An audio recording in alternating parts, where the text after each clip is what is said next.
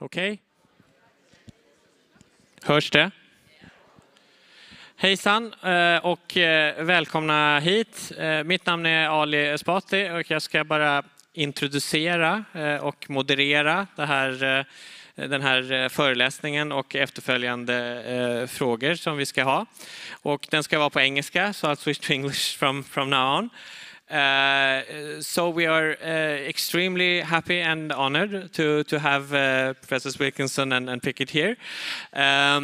They have been working relentlessly with these issues for decades, and of course written also their renowned book, The Spirit Level, which has, I would say, sort of altered a lot of the global conversation about inequality and what it means and what it does to societies, and how we should think about it, how we should argue about it. So we will have the opportunity to hear them talk for about an hour. So the format is going to be very simple. We will have that presentation for an hour. Since we started out 10 minutes late because of technical issues, we will be continuing to 10 minutes after 12. But I think it's going to be okay with you to start your lunch a little bit later. So anyway, we will have the 1 hour approximately talk, and then there will be some times for questions. I will start out by asking a few questions, and then the floor will be open for a few questions from you, and there will be it will be possible to ask your questions through the portable mic. So without further ado, we warmly welcome you, Professors Wilkinson and Pickett. Welcome.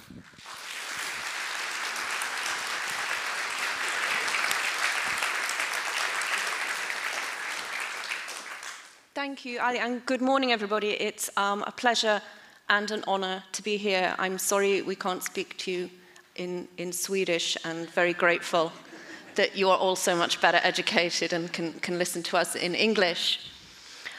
Richard and I, we're epidemiologists, which means we study the distribution and the determinants of health and well-being in populations rather than in individuals. We try to understand the causes of population health and well-being. And we're social epidemiologists, which means we look at the social determinants of health. And we often start our talks with this photograph, which is a photograph of people going to work a weekday morning, and it's taken in London outside Oxford Street Tube Station. And the reason we start with this is because our work focuses on the quality of life, and this photograph illustrates so clearly how we lack good quality of life in so many ways in our modern, rich, developed societies. We feel that if you'd asked any of our grandparents, great-grandparents, to imagine what life would be like living at our levels of material comfort, where we all have enough to eat, warm houses, clothing, etc., they would think we'd be living in some kind of paradise, that we would all be happy, we would have a wonderful quality of life, and yet we don't. Now, you're probably a lot happier going to work in Sweden than we are going to work in the UK, but look how miserable they are. Yeah? There is not a smile on a single face. These are all fairly young people, they're probably very healthy, they have jobs, they're going to work, and yet they're disconnected from one another. Some of them look angry, some of them look as if they're about to cry. There's a lot of anxiety, depression going on there. So our work has been about trying to understand why we have that issue in our materially successful societies. And epidemiologists work with statistics, which is another dismal thing, a bit like going to work. And lots of people don't really like statistics and analysis. But if you can understand this graph, then you can understand everything that we write about and do, because it's actually quite simple. So although we might sometimes use complicated statistics to understand patterns of well-being in society, this is the story. As income inequality increases, problems in society increase. So throughout the morning, we will show you quite a lot of charts and graphs, but this one encapsulates it all. So the fuller version of that first chart is this one. And what we're looking at here is an index of health and social problems in rich countries. And that index includes measures of population health. So it includes life expectancy, infant mortality, levels of obesity, mental illness, including drug and alcohol addiction. It also includes measures of children's life chances, so how well they're achieving in school, teenage birth rates, levels of social mobility, and things about social relationships in society, so levels of trust, the murder rate, imprisonment rate, etc. And all of those things in an index of health and social problems. So countries at the top are doing worse, countries at the bottom are doing better. And we look at each country's position on that index of health and social problems in relation to a measure of income inequality, with the most unequal rich developed countries on the right and the most equal ones on the left. So in Japan and the Nordic, Scandinavian countries, high levels of equality, low levels of health and social problems. UK, Portugal, and the USA, worst of all, on the right, more inequality and more health and social problems. So we created that index and chose the countries to study to show that it isn't just due to cultural differences between those countries. We repeated the whole thing with the 50 different states of the USA, and we find exactly the same pattern. The more unequal states have more health and social problems, and the more equal ones have fewer. And we did it all again with somebody else's index of well-being to show that it wasn't just to do with the items we chose to look at. So here is the UNICEF index of child well-being. Countries at the top are doing better, countries at the bottom are doing worse. So you can see Norway, Sweden, and the Netherlands there at the top. And looking in relation to income inequality, the most unequal countries, we've got USA, Portugal doing badly, and Greece at the bottom. So these are the data from 2015. UNICEF has produced this index repeatedly over time, but it always shows this same pattern. Child well-being better in the more equal societies. And that UNICEF measure of child well-being usually contains about 40 components, everything from whether children get on with their parents and their peers, to whether they exercise and eat their fruits and vegetables, whether they have books at home. It's a very broad concept of well-being, but consistently we find that same picture, that inequality is related to child well-being.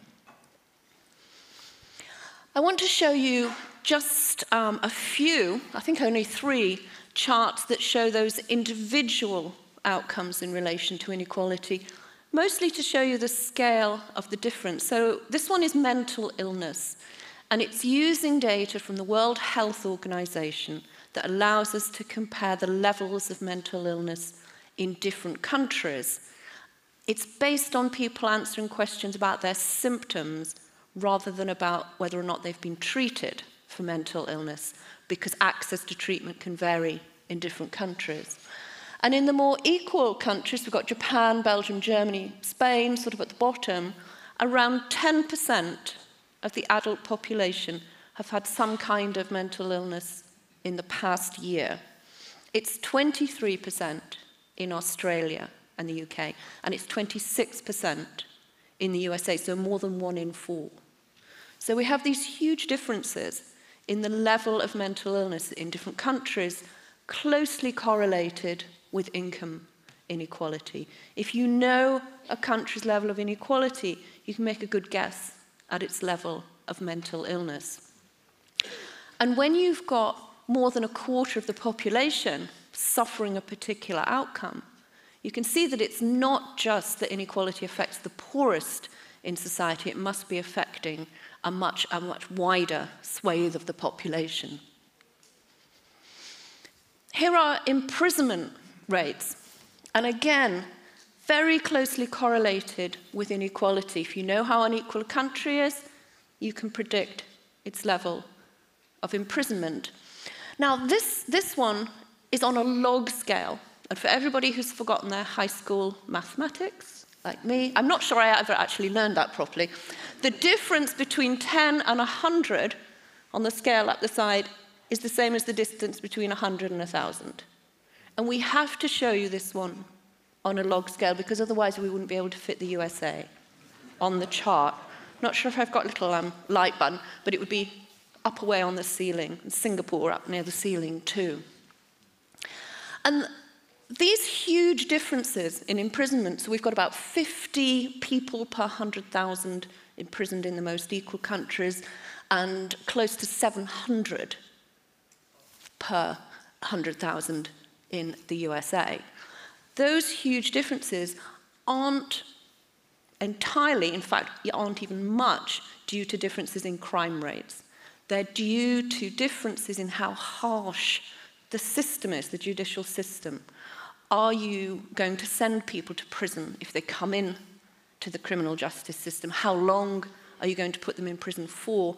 And what are the chances of them offending again when they come out? And another thing that shows this is that we've recently looked at the age at which children are considered to be responsible for their crimes. That's related to income inequality as well.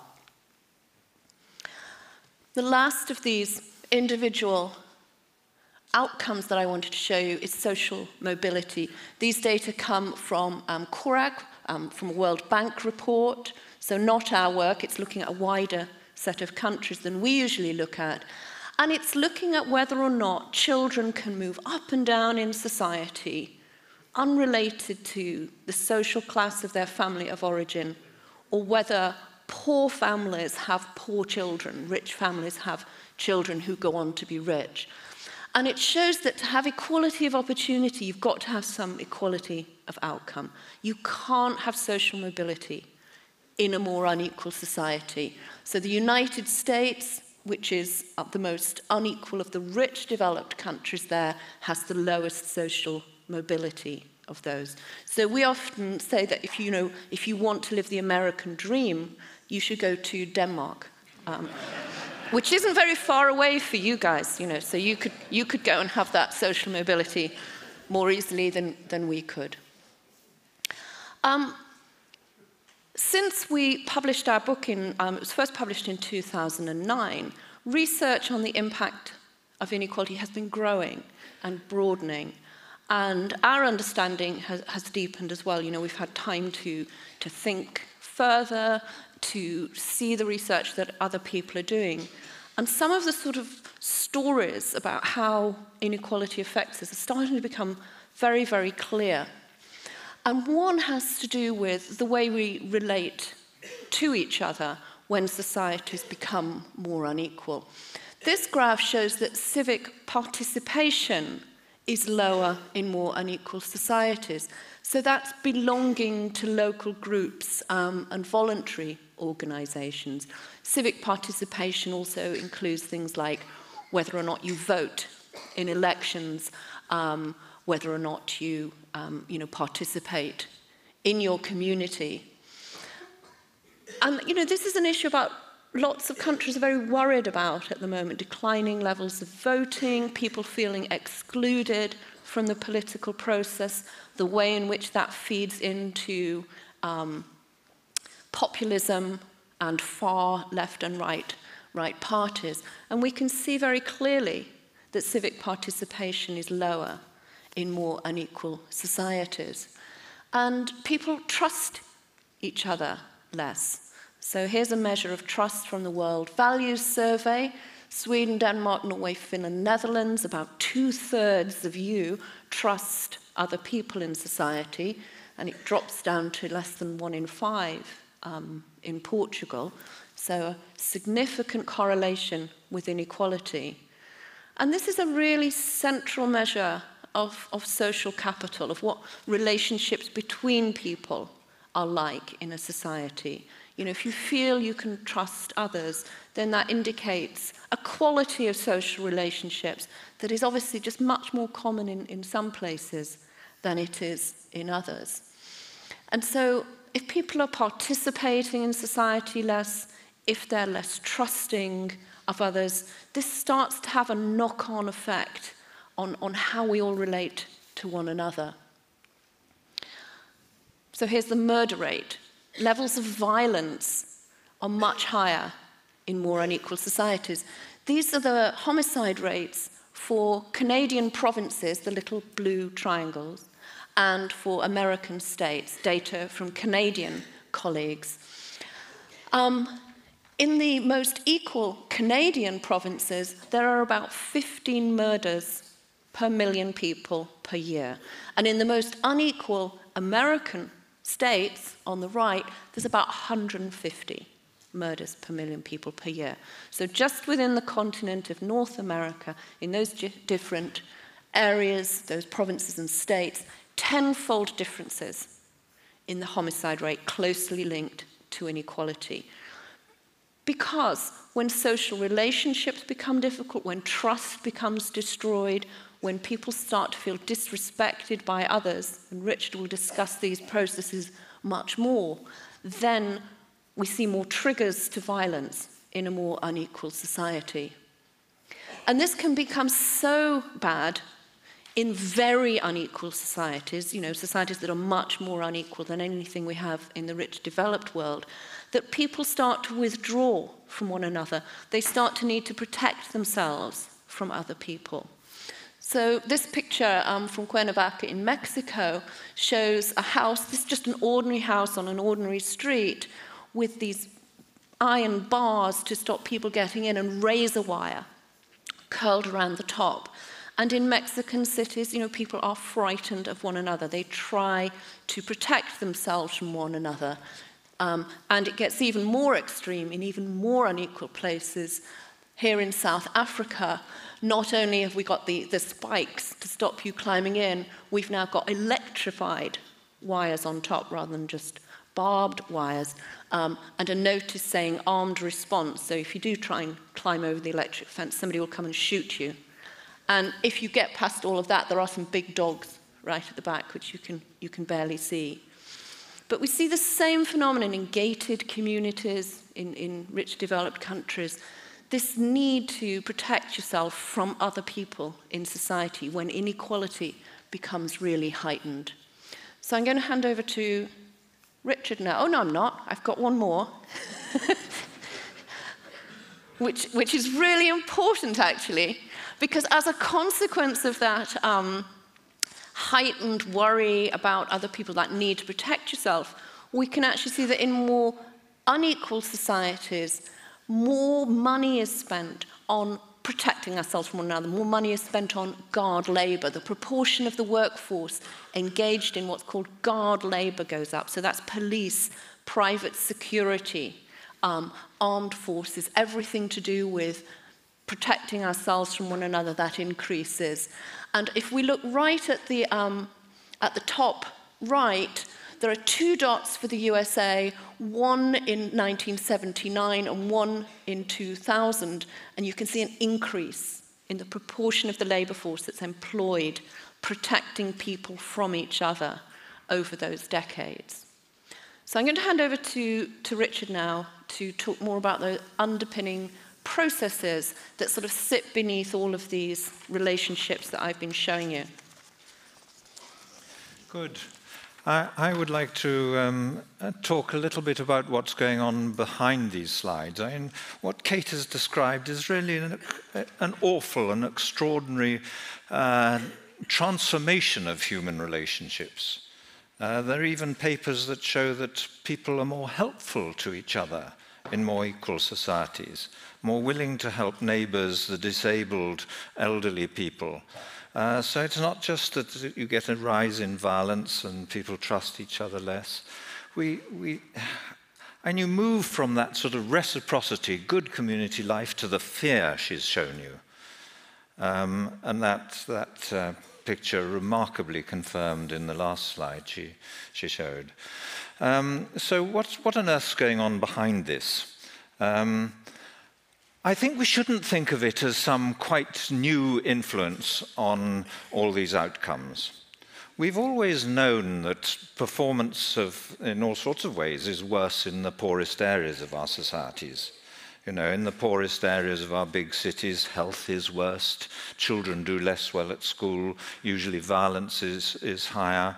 We're used to those social gradients, we call them.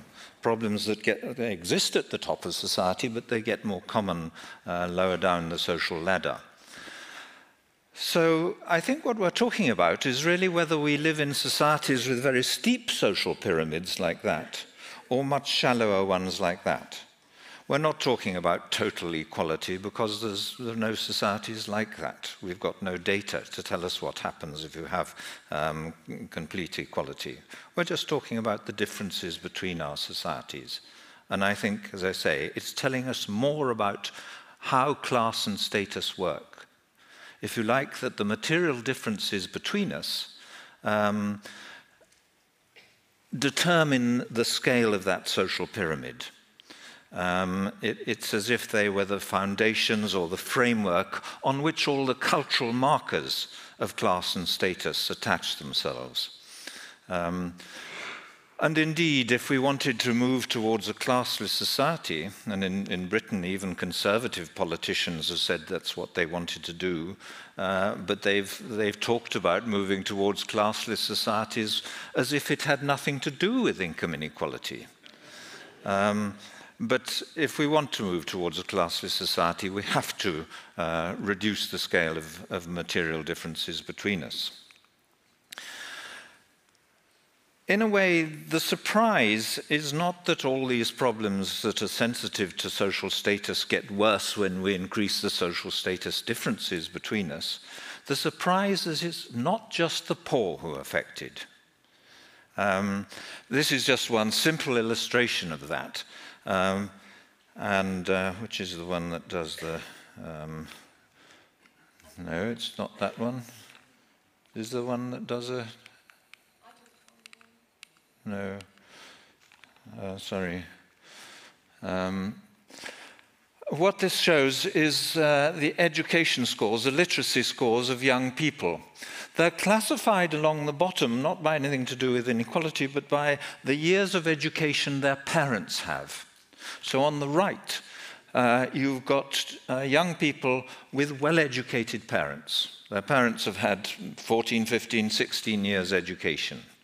On the left, you've got young people with parents who've had much less education, so they're near the bottom of society, and on the right, people near the top of society. And what you see is Sweden, with lower income inequalities, has a much gentler social gradient than in the US. And we've noticed this in about probably a dozen papers, and Kate has a student who's been looking at differences in the cognitive development of children very early in life, in the first few years, and you find roughly the same pattern. I think if you're going to generalize about the importance of income inequality and who it affects, you'd say what this graph shows, that the biggest effects of inequality are at the bottom of society, but even people in the middle and above the middle suffer some disadvantage from being in more unequal societies. By which I mean that, you know, if we lived in a more equal society certainly than we do in Britain, if we lived in Sweden, I, with my given income, my given level of education and job and so on, I'd perhaps live a little bit longer.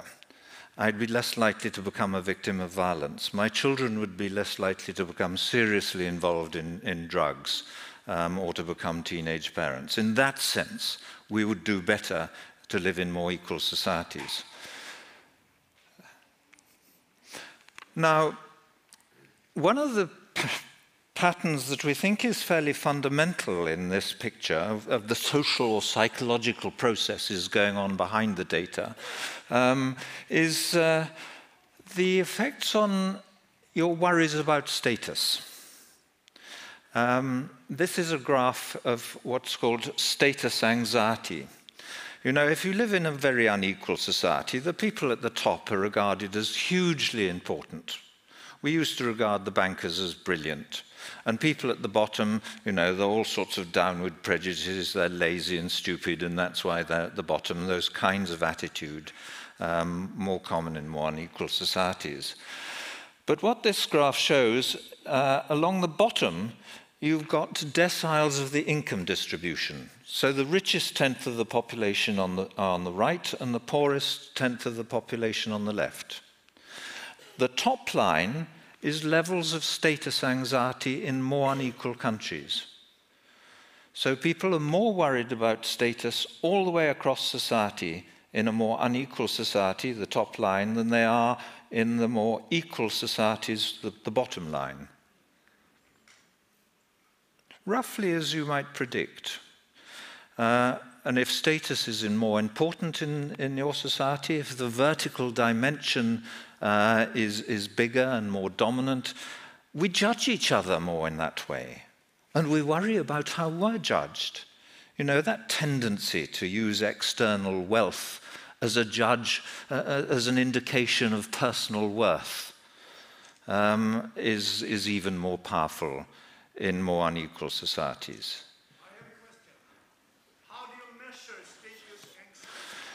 Can you remember how they measured it? They used the European Values Survey. This is based on I think, 30-something European countries. They combined two variables into status anxiety. Do you remember which they were, Kate? They just ask people if they worry about how other people perceive them, about their status. A question in the European Values Survey. But look up this paper. All these graphs have the sources on the bottom if they are other people's work. So this is Richard Late and Christopher Whelan in the European Sociological Review 2014. So do look it up. I'm sometimes embarrassed when I get asked questions and I can't quite remember what the paper said their method was. But anyway, it's asking people about concerns over status. And actually, there are now lots of psychological experiments where students are invited into a psychological laboratory at their university and they go through various tests. A lot of experiments where they've done experiments to try and raise people's anxiety while seeing what happens to their stress hormones. And in this, what's called a meta-analysis that looked at, I think, 208 studies of that kind, asks what kind of stressors used in these experiments most reliably push up our levels of cortisol, that central stress hormone.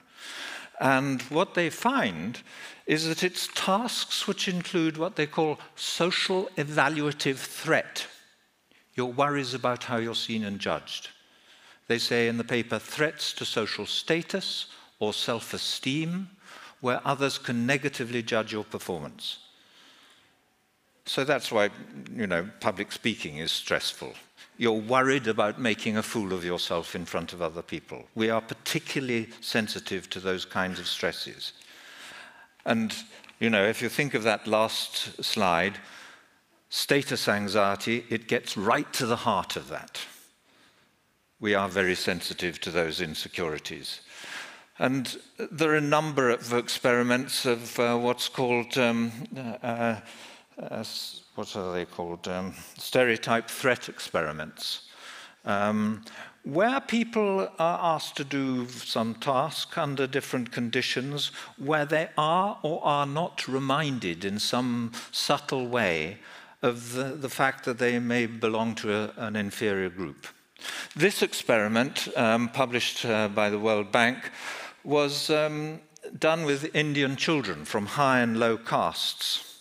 They were asked to do little paper and pencil tests under two conditions. One, when they didn't know who was high and low caste, and they did equally well. And then one where they did know who was high caste and who was low caste, and suddenly a big difference opens up between them. And if you think of children in primary school or secondary school, the effect of not just a little reminder that you belong to an inferior group, but living it all the time, the effects of that. This isn't changing anyone's incomes, it's changing how they were seen. I think the really important thing to understand is that these effects are not something that your poorer material surroundings do to you directly. It's about being low social status, as indicated by your poorer material circumstances. I want to read from a study where they interviewed people, poor people in different countries, about their experience of poverty. It's an important study because they interviewed people in rich and poor countries. They interviewed people in Uganda, in India, in China, Pakistan, Korea, the United Kingdom and Norway. And of course in India, poverty means living in a little earth-floored shack with no water supply or sewerage, whereas in Norway it probably means living in a 3-bedroom house, probably with central heating. You might find it difficult to pay for the heating, and you probably have a flat-screen television. So poverty means totally different things in these societies. And yet the experience of poverty is extraordinarily similar because it is an experience of being at the bottom of the social ladder, of being inferior. So we must think about that. Let me read you from the conclusions of that study. Respondents universally despised poverty and frequently despised themselves for being poor. Parents were often despised by their children, women despised their menfolk, and some men were reported to take out their self-loathing on their partners and children. Despite respondents generally believing that they had done their best against all odds, they mostly considered that they had both failed themselves by being poor and that others saw them as failures. This internalization of shame was further externally reinforced in the family, the workplace, and their dealings with officials. Even children couldn't escape this shaming, for with the possible exception of Pakistan, school was an engine of social grading, a place of humiliation to those without the possessions that guaranteed acceptance. And the paper goes on like this. But because I've shown you that the higher levels of social anxiety went right across all income groups, right across the society, these worries about status are not just amongst the poor. We all have those worries about how we're seen and judged. I came a couple of days ago from a conference in Lisbon, in Coimbra in Portugal, about urban health. And one person was talking about the installation of better lavatory facilities in poor countries, about what they called open defecation, and then about latrines where there's an awful sort of pit under the lavatory, and then proper flush toilets. And they'd done surveys to see what was the thing that really made people, motivate people to improve facilities. And they said it was concerns for status. Not that they were simply disgusted by this stuff, but it looked better socially. That, I noticed that particularly because Kate and I have just improved our bathrooms at home, which, you know, they functioned perfectly all right, but they looked shabby. They looked second-rate. And so our motive was just the same, at the opposite end of the scale. You know, these concerns for status are really important, not just amongst the poor, as I've been reading here.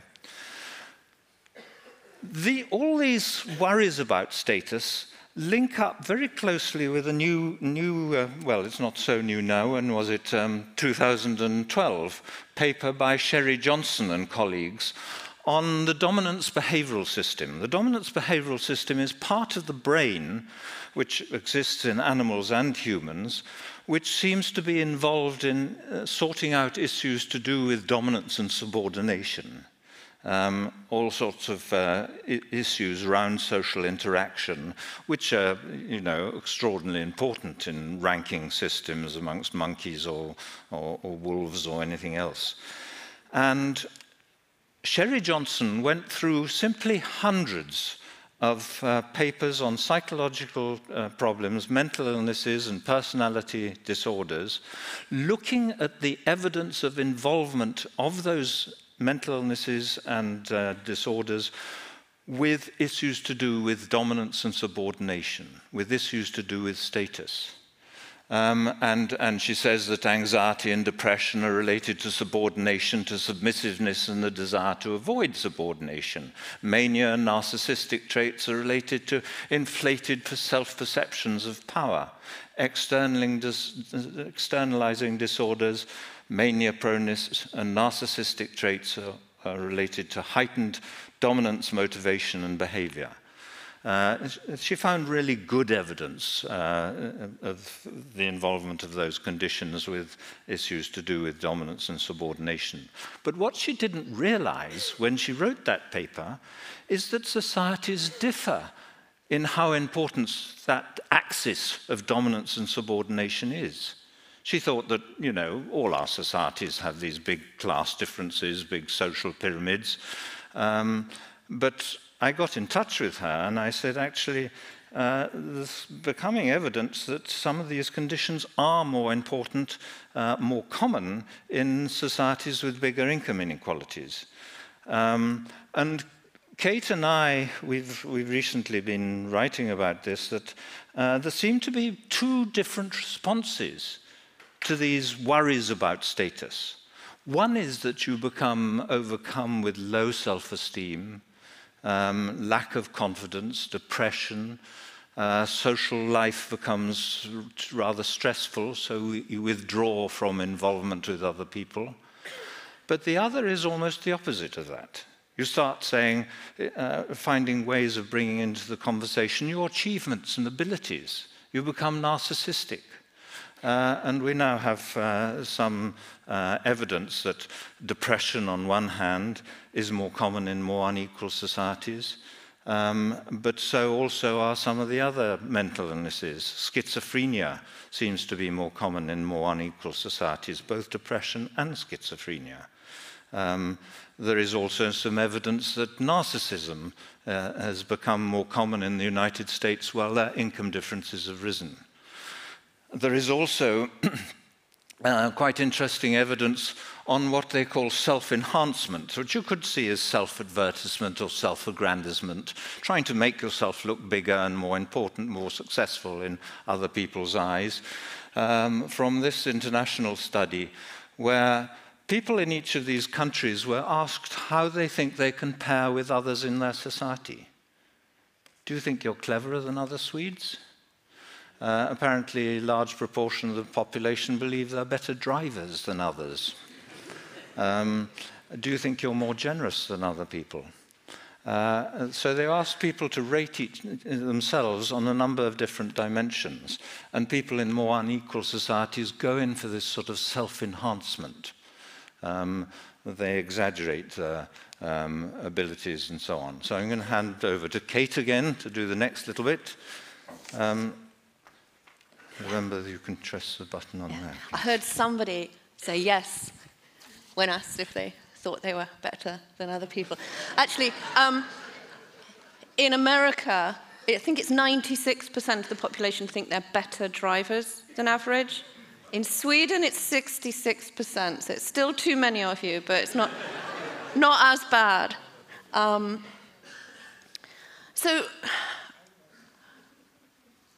Since we started looking at the impact of inequality on health as epidemiologists, as Richard has shown, there's been a real explosion of research, mostly coming from psychologists, including neuropsychologists, that's really helped us to understand those pathways. But other academic disciplines have got involved as well.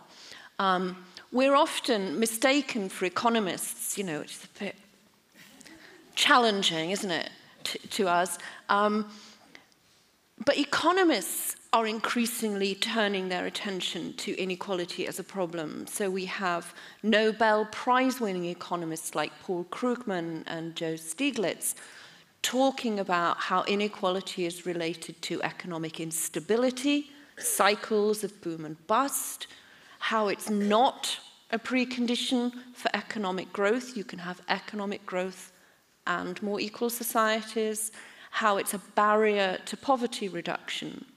And so we even have people at the World Bank, at the International Monetary Fund, people at that level and at the World Economic Forum in Davos each year talking about inequality as an economic problem. And in fact, this year, the World Economic Forum in January said that inequality was the biggest challenge facing the world over the next decade. They put it at number 1. But there's another sort of compelling reason why all of our societies need to be concerned about inequality, and that's because it appears that it's a roadblock to us achieving more sustainable economies and societies, to making that transition into having the kinds of economies, the kind of societies that will be able to cope with the challenges of climate change. And the reason that inequality is such a roadblock is because of our psychological responses to inequality.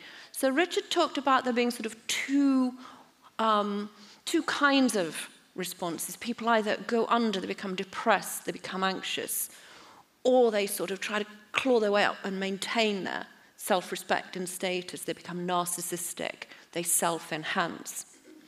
But the other thing that we all do when we're feeling anxious about our status, and as Richard confessed, about our bathrooms, which weren't that shabby,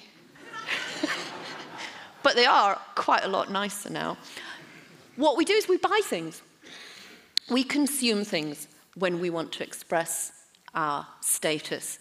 So if we ask the question of what happens to societies when people become more materialistic and individualistic, which is shaped by inequality, the answer is that we buy things we don't need, with money we don't have, to impress people we don't like. Which, for those of you who know the film Fight Club, will be a very familiar quote, but that had to be explained to us. That was where it came from. We consume. We use our purchases, we use our goods to show that we are not second-rate people with second-rate things, but that we are worth more. If it really matters to you, you can get a Louis Vuitton trash bag. So design a logo on your rubbish bags and put your rubbish out and show what a first-class person you are, even in your trash. And this is really sad, actually. You have eBay in Sweden, auctioning, yeah?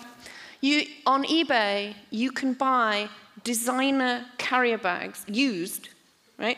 So that other people have bought, so that you can go shopping somewhere inexpensive, H&M, maybe, something like that. But you can put your shopping in a Gucci or Chanel bag. And so you can pretend that you are buying things. So it's sort of funny, but it is also quite sad. And of course, consumption, overconsumption, consumerism, that's a roadblock to sustainability. We all need to be purchasing less, living with less. And so inequality gets in the way of that. But greater equality also shows us that because of the higher levels of well-being we get with greater equality, it's not an unpleasant belt-tightening exercise to transform our societies for sustainability. It actually offers us the potential of a better quality of life for everyone. We're now seeing studies that empirically back up this notion, that show that people engage in more conspicuous consumption in more unequal places. They're more likely to buy high-status cars, to search for status goods online. Means they're more likely to get into debt. So we see household debt levels rising with inequality everywhere we look. And it means that more unequal countries consume more than they should. This is a slide from our colleague Danny Dorling, who's a geographer at University of Oxford. He has a number of charts like this. This one shows water consumption per person in relation to inequality. More unequal countries use more water per person. He has ones that look at meat consumption. He has ones that look at carbon dioxide emissions. He has ones that look at flights per person per year, etc. But this constant picture of more unequal societies over-consuming the Earth's resources. And more equal countries are less likely to recycle more. This is a chart we produced relating inequality to levels of recycling. But we've done similar things where we've looked at whether or not business leaders believe their government should comply with environmental regulations and finding the same thing. So it's as if not only are more equal societies generating sort of more trust within them, better social relationships within them, but they also foster more of a sense of responsibility towards other people and towards the planet. So in so many ways, inequality acts as a block towards achieving that greater sustainability. It's my last handover now. Don't tell them any more of our bathroom secrets, okay? Yeah, do. Have you not finished? But Rich is going to finish up and talk a bit about what we can do. I think it's important to recognize that, we've been talking a lot about our concern for status, but that's partly triggered by the environment. Through 90 or 95% of the time we've been anatomically modern human beings, we lived in extraordinarily egalitarian societies. The anthropology now on hunting and gathering societies of human prehistory shows that the norm was extraordinary levels of equality with food sharing and gift exchange and so on. We were not like some animal hierarchies living in similar-sized groups, maybe, where the dominants ate first and there was only food if there was enough for the low status, if there was some left over. Nor did the dominant males try and monopolize reproductive rights. Humans did not live like that prehistorically. There were the same desires for dominance and preeminence, but it was held in check by what are called counter-dominance strategies. The society would band together to first ridicule and then perhaps ostracize anyone who became too domineering, too bossy, too antisocial. So those desires have been held in check. And it looks as if it's that period of our prehistoric existence where we gained the concern for equality, where we started to value selflessness and generosity and so on.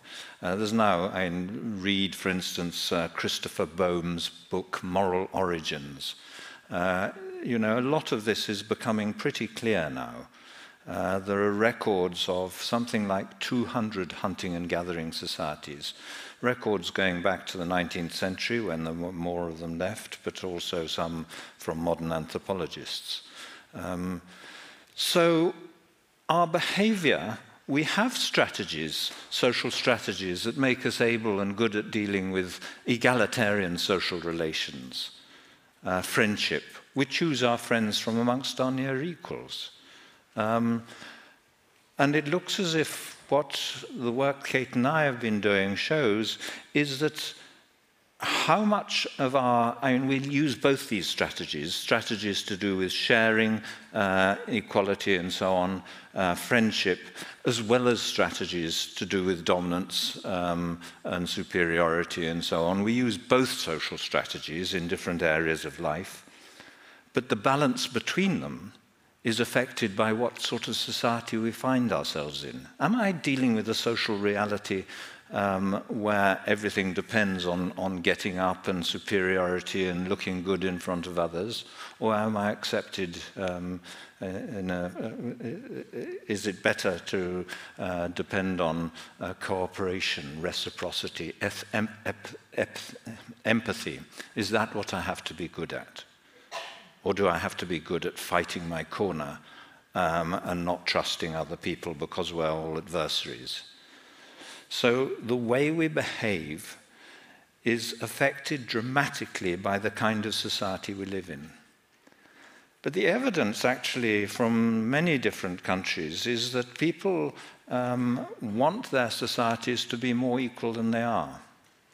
Typically, 3/4 of the population, or 80% or so, in opinion surveys, want their societies to be more equal.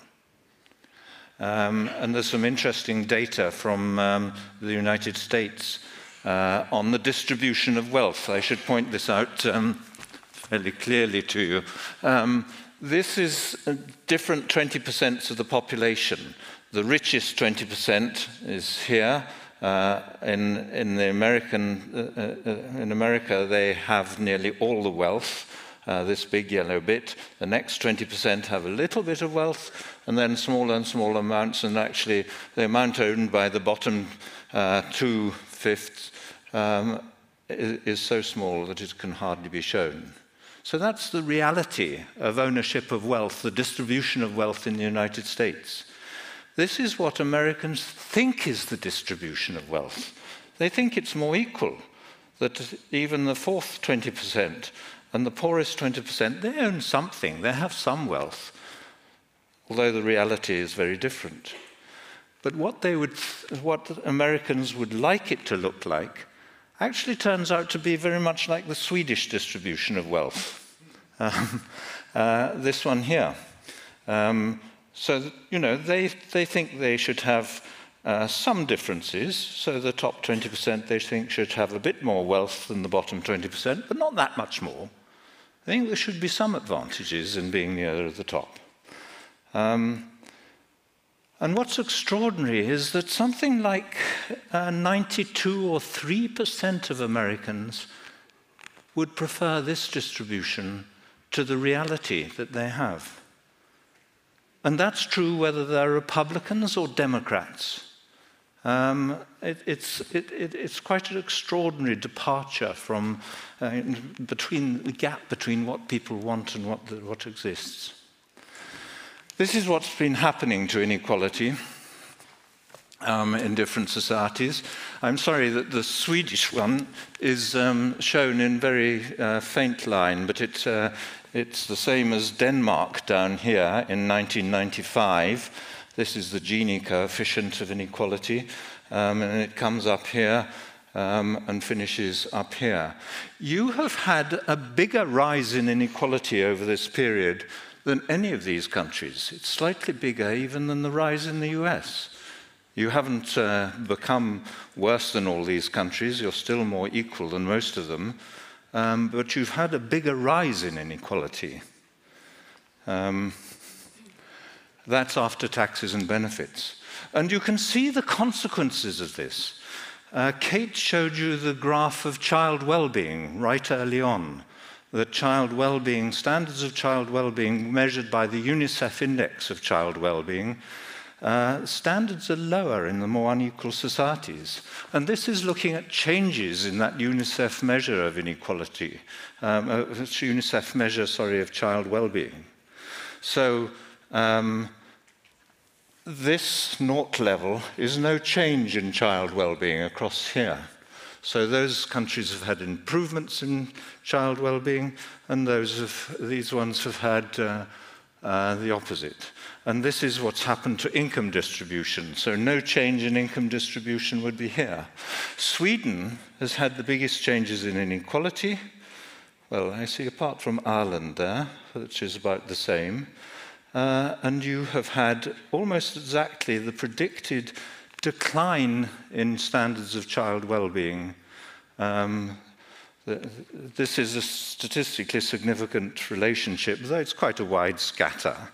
and it's just over a 10-year period. It is rather short for showing the effect, but it is statistically significant. In Sweden, the effect on child well-being of your growth of inequality is exactly what would be expected.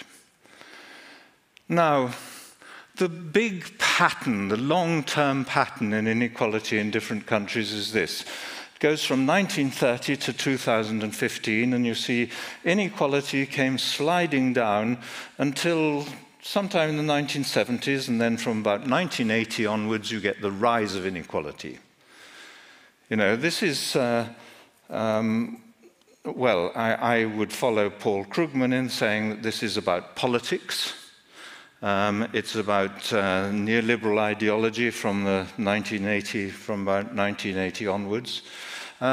It's about the strengthening and then the weakening of the whole social democratic movement, the strength of the labor movement, also about the fear of communism, which in many ways was good for capitalism. It made it more humane in many ways.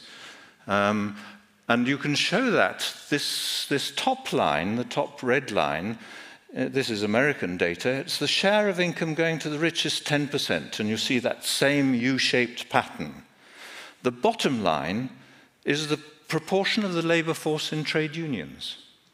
Almost exactly the inverse, one of the others.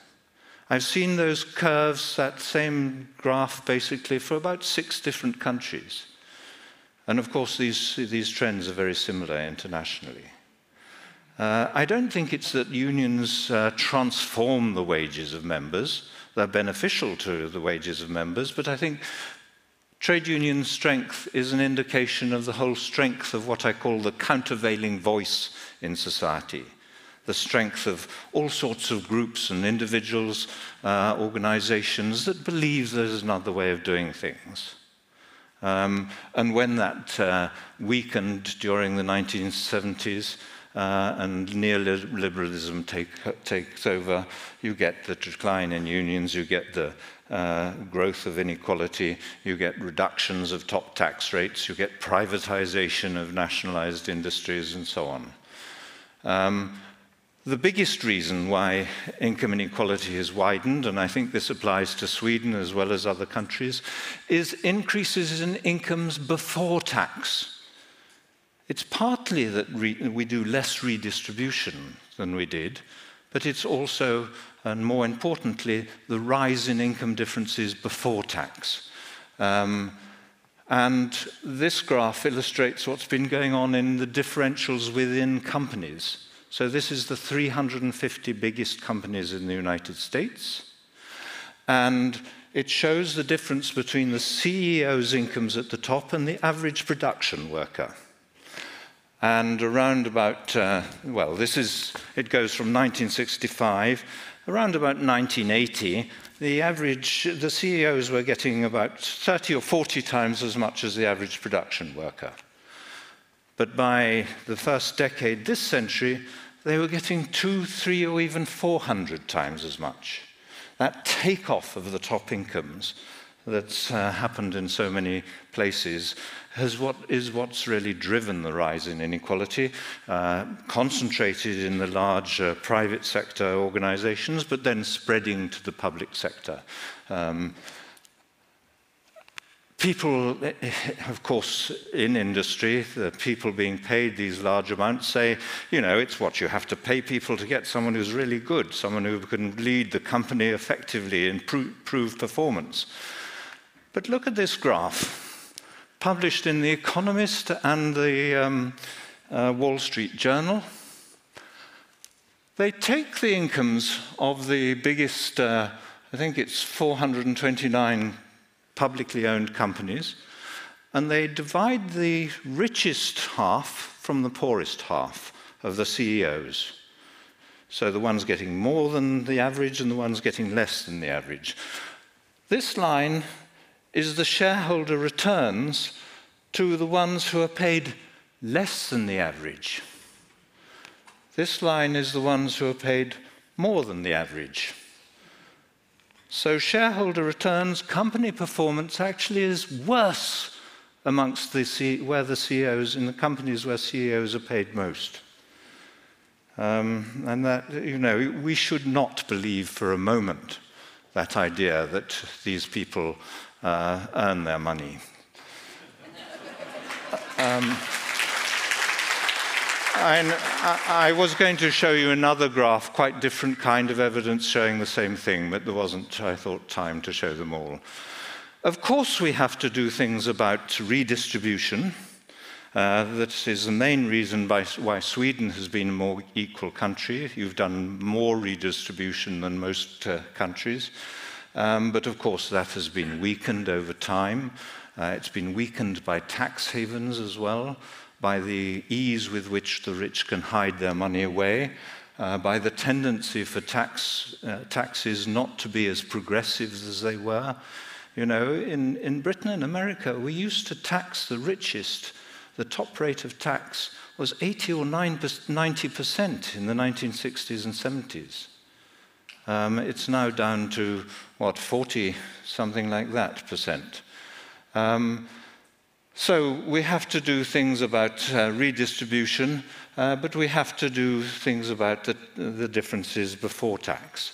And I do think that we're not going to be able to recreate the strength of the trade union movement now that so much of our economy is made up of small-scale service sector employers rather than huge, heavy industries.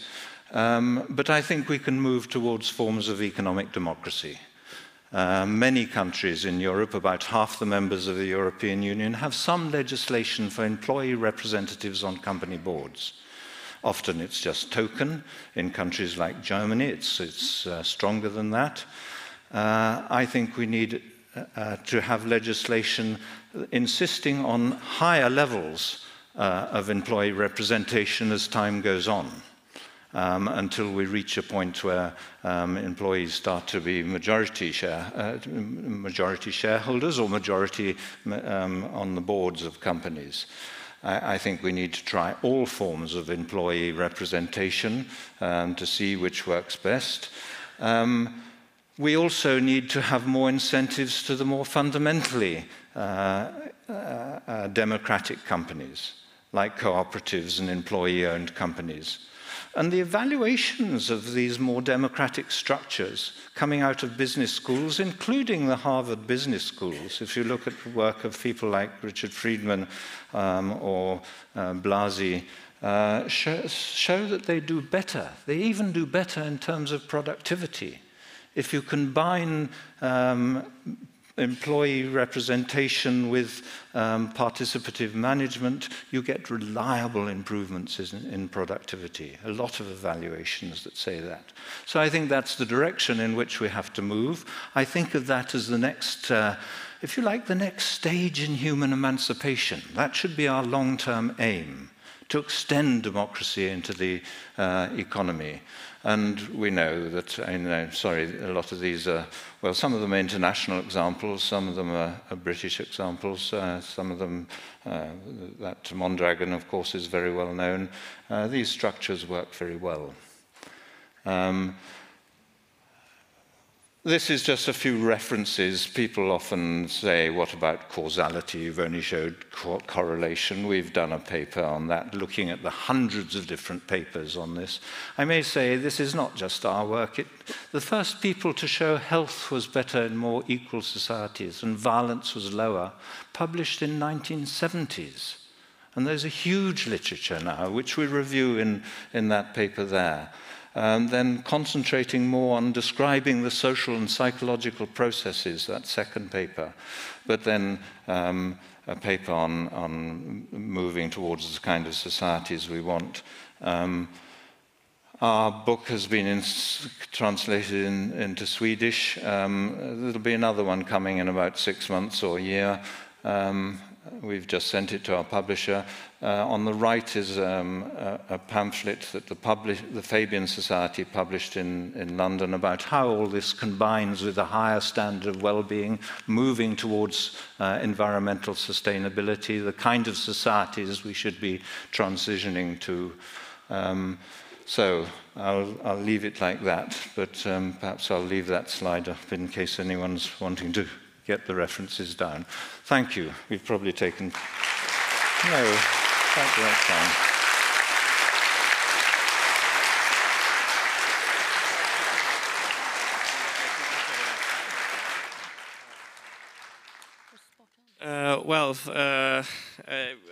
Thank you very much. I had a long list of questions that I might be wanting to ask, but you sort of went through them and answered them one by one with great precision and eloquence. So I don't have very many questions left. But so I get into one question that is a bit more statistically nitty-gritty. But you're using here in your work basically income as the main driver of the story, so to say. So you measure inequality, or you rely on measurement of inequality in income. Just I would like you to just say a few words. Is that because that's the statistic that is more readily available, or the statistic that you find to be the most relevant, or have you looked at other drivers of inequality, other bases of inequality, for instance, inequality in wealth, or more complex understandings of inequality? That would be... You're right. The figures on wealth distribution, there are fewer figures that you can compare internationally. Problems like does distribution of wealth, does the definition of wealth include house ownership, does it include your pension rights and things like that are seen as forms of wealth. So the figures, internationally comparable figures, are starting to be available, but available for fewer countries still. I have seen one paper which looks at inequalities in wealth distribution in relation to death rates or life expectancy, and the relationship looks very like what it does with income inequality. Ideally, if we had all the data we wanted, I would combine income and wealth distribution in one measure of economic inequality. But yes, we use income inequality because it's available and comparable, and we've got more data on it. But it turns out to be remarkably good as a measure of social stratification, because it's through what we buy that we express our status. So sometimes people say, well, what you're really talking about is social class, and you've not measured it. But actually, income inequality looks as if it shows all of those class differences really, really well. So although it's a proxy for what we might really want to study, it does a remarkably good job. And we're always constrained by data availability. Somebody asked the question earlier about how was status anxiety measured. Well, that measure's not going to be perfect. People measure happiness, life satisfaction. Often that's not great. Epidemiologists like deaths, don't we? We like mortality because that's usually right. When somebody dies, it's almost always unequivocally. It's hard to tell. It's hard to get it wrong, and very rarely is it missed. It's hard to tell, to compare levels of illness, but you can usually tell whether somebody's dead or alive. Yeah. So, but despite all of these sort of data problems, you know, income inequality isn't class, that measure of status anxiety probably isn't really capturing what we really, really want, they tell this remarkably coherent and consistent story. So despite all the problems in the data, there's something powerful going on that our limited tools manage to capture. And the other kinds of inequality that matter, of course, are things like gender equality, ethnic equality, equalities related to things like disability, language spoken, religion. We think of those as sort of horizontal inequalities in society.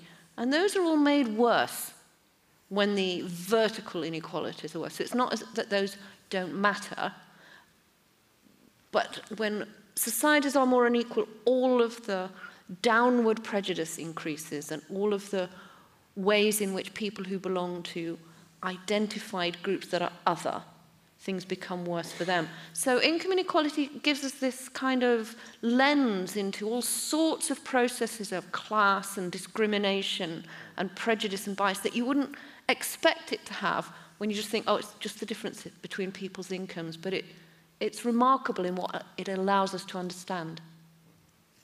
Thanks a lot. I have one more question. I just realized that we should have told you how that the laser actually works instead of giving you all that involuntary exercise. It was not our intention. But my question, my last question before leaving the floor to others to ask questions, has to do with the different, well, let me phrase it like this. Peter Mandelson, of course, one of the main figures in New Labour, once famously said that he was intensely relaxed about people getting filthy rich, as long as they pay their taxes, he added. But I guess that's not a standpoint that you would share. But of course, inequality, it could mean that the very rich get much, much richer than all the rest. It could also mean other movements in different deciles or different layers, the poorest getting much poorer, or the middle classes moving towards or away from the poorest. When you look at what has been going on, and also what you think is effective and positive and progressive measures to take to actually do something about inequality, would you say that there has been too little focus on the richest, and do you think that is going to, or do you think generally that there are other systems that you need to look at? Just a few words about that. I think that dealing with the top end is extremely important. People often wonder why. I think that they are the people in the media all the time. And if you look at the magazines that, and particularly I think that young women are reading about the sort of clothes and styles, the celebrities, and so on, or the rich people who own an island somewhere, a private island, that defines what the good life is, what we don't have. So I do think they're extremely important. I think that Blair was fundamentally mistaken when he made that point. I remember when I first started talking about income distribution in academic seminars, and I said we should take money away from the top, and people said, well, it would depend what you did with it. And I said, no, even if you took it away from the rich and threw it in the sea, it would lead to better health. Well, it's also, I mean, as Richard showed with that chart of returns, profits in companies where CEOs are paid more, all of the arguments that have been used in the past by the other side to justify greater inequality, they are all wrong. So they used to say that, you know, you needed some level of inequality to create aspiration and ambition. And actually, we have been able to show that it hampers social mobility, it hampers creativity, because fewer children do well at school and go on to do things. If we look at patents granted per capita, we can see that creativity is lower in more unequal societies. So all of the, they said you need it for economic growth, not true. So every single one of the arguments that have been made for equality have got no evidence to support them at all. They are all absolutely wrong. Can I just say, that's a thing that Kate just mentioned about creating incentives, very widely believed. But of course, what you're doing is you're creating the obstacles. I will create huge inequalities and put you at the bottom because this gives you an incentive to jump over the hoops. I have put these obstacles here. You'd get on better if I didn't have the obstacles. And it's a ridiculous argument. And as Kate said, you end up with lower educational standards, more people with drug problems, more people in prison, lower social mobility. You waste your talent. Thank you. Now we will have time for a few questions. If Marie would help me with the microphone. So just if you raise your hands over there, just to. Just wait for the mic. So it's. Hello. What's your opinion about basic income? I think it's a good thing. I think it's a good thing, particularly thinking about the future. If those bits of research suggesting that automation, that computerization is going to lead to a loss of a great many jobs, that could create terrible inequalities. You know, you'd get a smaller and smaller part of the population working longer hours, getting all the income from production, and huge numbers of unemployed. We may really have to deal with that problem. The way to deal with it, of course, is to shorten working hours and find some other way of distributing income, of providing income for people, and I think basic income is a very good way. But basic income isn't just one thing, is it? So when we say basic income, you know, there's lots of questions about, well, how much do we mean and how do we pay for it? So as a concept, we're hugely in favour, but the devil is in the details. So our Equality Trust, the charity we set up to campaign for greater equality, primarily within the UK, calculated last year that if you just looked at the wealth, the new wealth captured by the top 200 rich people in the UK, you could pay for all of our social care for the next 3 years. So there are obviously mechanisms by which we can create the finance to do basic income, but the choice of what those mechanisms are would be really, really important. Okay, thank you. Denise had one. Yeah. Thank you very much. So I have a question about, there are also opinions about, it's not only about income, but also we have other things we have to talk about, such as discrimination because of gender or because of racism. And you haven't talked too much about that today. Could you also say something about that, perhaps? Well, I tweeted something about it because it came up in relation to the BBC.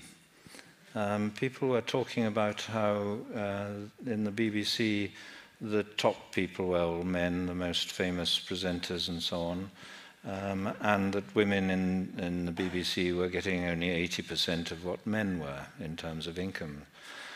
But while that is obviously important, and you could show the same sort of thing in terms of ethnicity, probably bigger effects, in terms of all sorts of outcomes, not only income, but unemployment or house ownership or whatever. I do think that the fact that some people in the BBC are paid 100 times more than others is even more important. But the two problems are not independent of each other. Women do badly where the overall scale of income differences is bigger.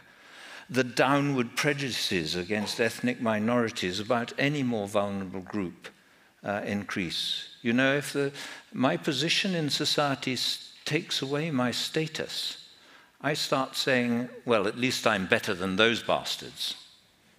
And where you see that sort of process most strongly is in prisons, where people are humiliated, they've had their status taken away from them, and they try and regain some of it by saying, I'm better than some other group, and often it's sex offenders who people take it out of. These processes lead to very nasty discriminatory processes. So I think all those other inequalities are made substantially worse where there is more overall inequality. It's not just that, though. It is also that we don't ignore them. We do think they are connected, and we look at women's status in relation to income inequality in our book. But when we started sort of trying to put this message out there are lots of people who work on gender inequality, lots of people who work on race, ethnicity inequalities, We had commissions in the UK looking at such things. There were charities and NGOs devoted to them. Nobody was working on income inequality at all. So that has felt like an important focus to us. But the intersectionality of all of this it's huge. Thank you. One more question there. Yes, thank you. Richard, you were talking about how, in certain senses at least, poverty means entirely different things in different societies, and you gave the example of Norway. And that may well be true, but coming from the US, one of the things that Bernie Sanders was stressing in his campaign is just how many millions of households in the US are depending on less than $2 per person per day. I went to my undergraduate studies in Chicago. I did volunteer work in one of the housing projects there. I've read about the situation on many of the Native American reservations. We have poverty in the United States that is as severe as you find in any third world country that isn't in a state of war. And I think this is often forgotten, and that one doesn't understand the economic inequality in the United States unless one acknowledges this. Thank you. I'm going to answer this because I lived there for 16 years, so have direct experience of it, including in Chicago, like you. When I first moved to the United States, I actually thought that I was going to spend my career was going to be about working in developing countries, addressing levels of absolute poverty and saving the world kind of thing. And I thought I wasn't really interested in sort of health, population, public health problems in rich countries because they've all got enough money to do it. Because it didn't take me very long to realize the stark levels of absolute poverty on my doorstep in America, where infant mortality rates among African Americans are worse than they are in Cuba.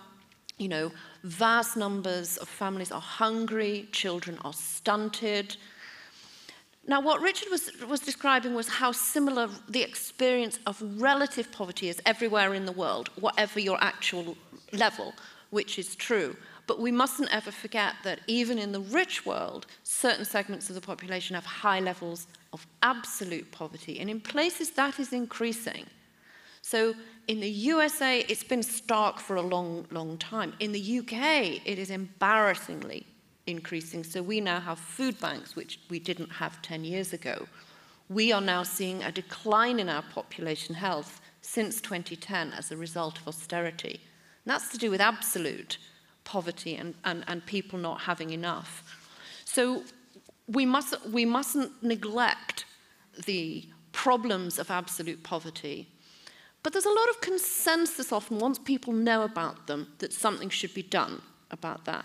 It's harder to get the political and the policy traction on doing something about inequality as a whole. So certainly those two stories need to be told together. And we mustn't ever forget about the problems of absolute destitution that we see in so many of our rich countries as well as in low and middle income countries. But the problems of relative poverty, you know, are everywhere as well. Yes, there's so many politicians in our countries who don't recognize relative poverty at all. Well, I think we've reached the point where we have to wrap this up. I want to thank you very, very much for your brilliant and solid work and your presentation that you gave us here. We try to avoid the status stress, so you will get a chocolate bar each like others. But I think we agree 100% that you will have a very, very warm applause from the audience. Thank you very much for being here. And also,